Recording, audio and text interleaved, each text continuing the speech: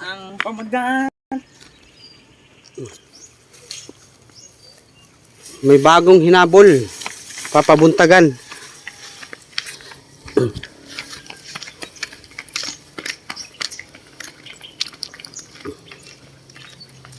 Pabubuntagan ito. Meron niyang reflector. Mayang gabi tingnan natin kung ano. Abot ng hanggang alas 11. Di ka na mabarok na daw. Sure ball na sure ball. Sa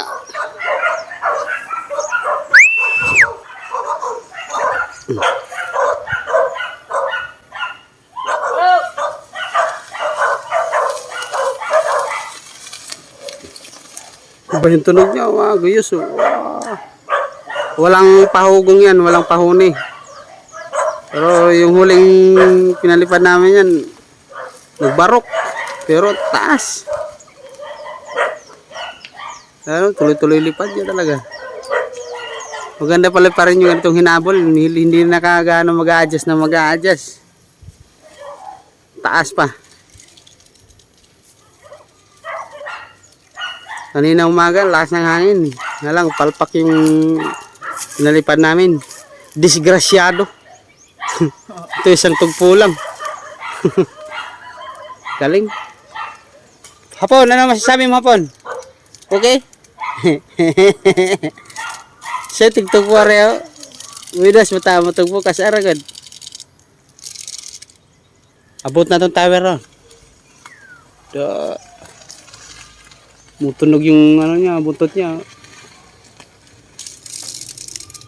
Ayot ilang taon niya. Ug naigre na ni Mexico.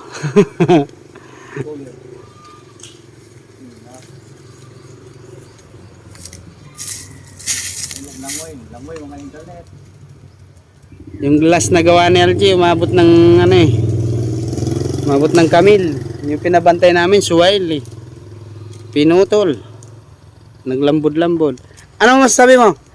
Okay? Okay lang ka ma? Pasado na sa mo ha? Sugat kayo mo na lang na daw. Kisan sa nimo si Rico lips to lips. Lakaw ang ganiha god. Ibuhan ang tatungkuan. Burador ganiha.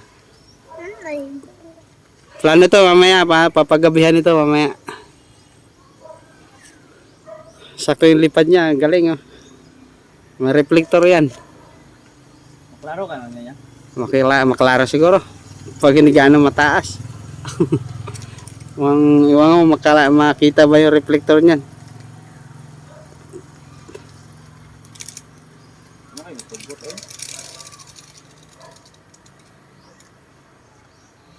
Ayos na. Pag may bumili na ito, iwan ko lang. Anong desisyon ni LG dyan? Palit na babay.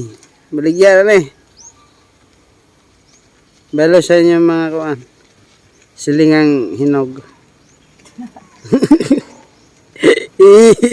Ano sasabi mo? Dito, doon kami kanina nagpalipad. Nilipat na. Papabuntagan na ni LG. Plano niya hanggang mamayang gabi yan dyan. Taas na, dalawang ano na yan.